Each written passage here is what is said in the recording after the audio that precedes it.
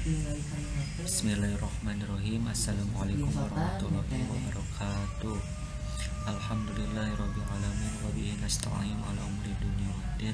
Wassalatu wassalamu ala asyrofil anbiya'i wal mursalin wa ala alihi washabihi ajma'in. Amma ba'du.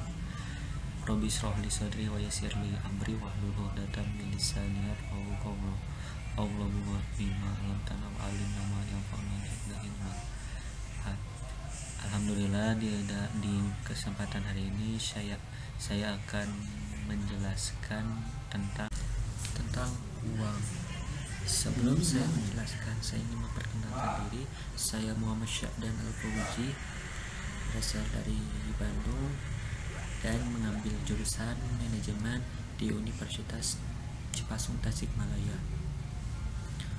Uang adalah alat pembagian yang diterbitkan oleh bank sentral, baik berbentuk kertas maupun logam, yang memiliki nilai atau besaran tertentu yang penggunaannya yang diurus dan dilindungi oleh Undang-Undang Dasar 1945. Fungsi uang secara umum, uang memiliki fungsi sebagai perantara untuk barang dan dengan barang.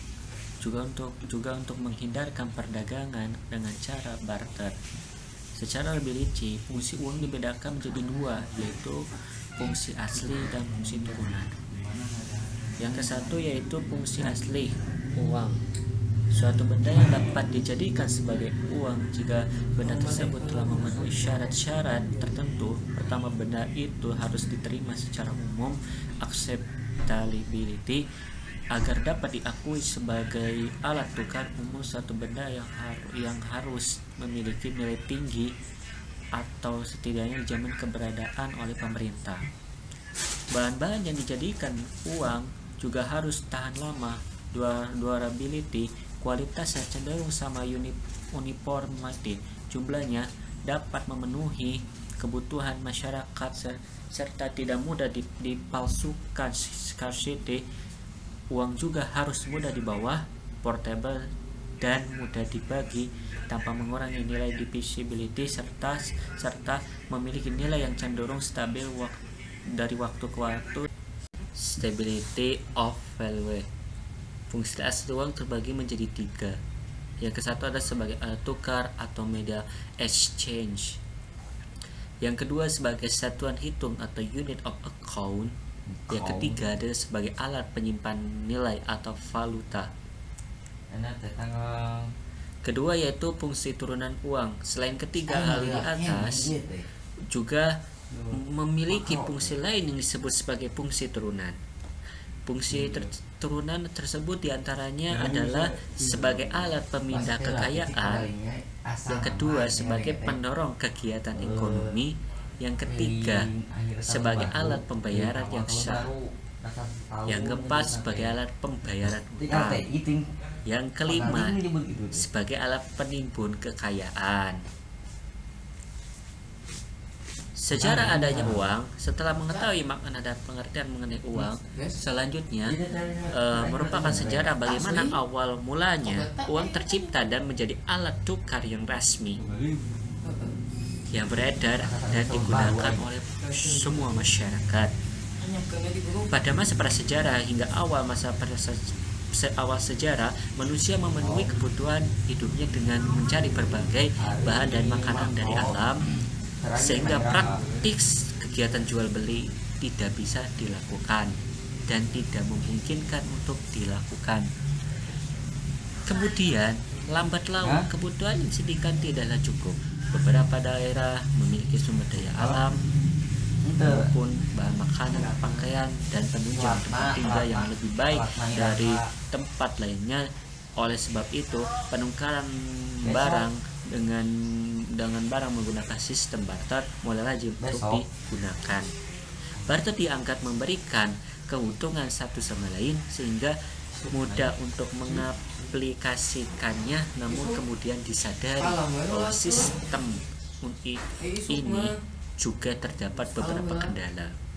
Misalnya saja barang yang hendak ditukarkan ternyata tidak diperlukan oleh pihak kedua. Ini membuat pihak kedua itu tidak mau melakukan barter pada pihak pertama. Untuk mengatasi hal tersebut, maka manusia kemudian berkreasi dan menciptakan alat pembayaran yang disepakati. Awalnya menggunakan kerang atau batu batuan yang dianggap menarik.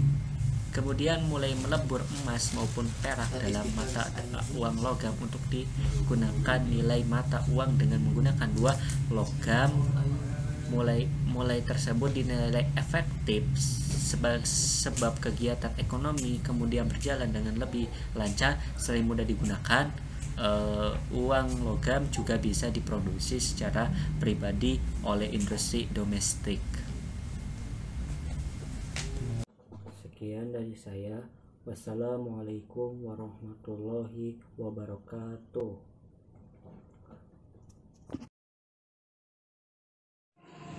Assalamualaikum warahmatullahi wabarakatuh. Saya Ridwan Hakim, di mana saya akan menjelaskan tentang perekonomian makro, yaitu tentang uang dan inflasi. Namun inflasi sudah dibahas oleh teman saya. Sekarang saya akan coba menjelaskan tentang yang namanya inflasi. Namun teman-teman pasti sudah mendengar kata inflasi. Lalu apa sih inflasi itu? Inflasi ialah suatu perekonomian di mana harga-harga mengalami kenaikan secara umum dan terus-menerus dalam waktu yang sangat panjang. Yang pada umumnya inflasi ini jadi penyebab penurunnya nilai naik uang secara kontinu. Tingkat harga secara turun sebagai syarat inflasi dikarenakan barangnya sejenis barang-barang di pasaran. Naiknya satu ataupun dua barang itu tidak disebut inflasi. Disebut inflasi jika sebagian besar barang-barang dan jasa mengalami kenaikan. Hal ini karena hanya bisa saja naik hanya untuk bersifat sementara. Nah, sifat sementara itu tidak disebut inflasi. Jadi ketika kenaikan tersebut berlangsung dalam waktu yang lama dan terjadi hampir pada seluruh barang dan jasa secara umum, maka gejala ini disebut. Lalu apa sih yang menyebabkan inflasi terjadi? Itu yang pertama ada meningkatnya permintaan. Permintaan dari konsumen ataupun permintaan pasar itu meningkat, seperti belanja pemerintah meningkat dan juga meningkatnya barang untuk diekspor dan diimpor oleh negara. Yang kedua itu ada meningkatnya daya produksi, seperti harga BBM naik. Dari tadinya kalau kita punya uang 10.000 itu cukup untuk beras 1 kilo. Namun karena adanya inflasi itu bahkan akan dapat setengah kilo dari kita punya uang 10.000. Terus upah buruh naik. Ya jelas ketika inflasi terjadi maka upah buruh itu juga akan ikut naik. Nah, yang ketiga itu tingginya peredaran uang, karena uang yang beredar di masyarakat itu lebih banyak daripada yang dibutuhkan oleh masyarakat.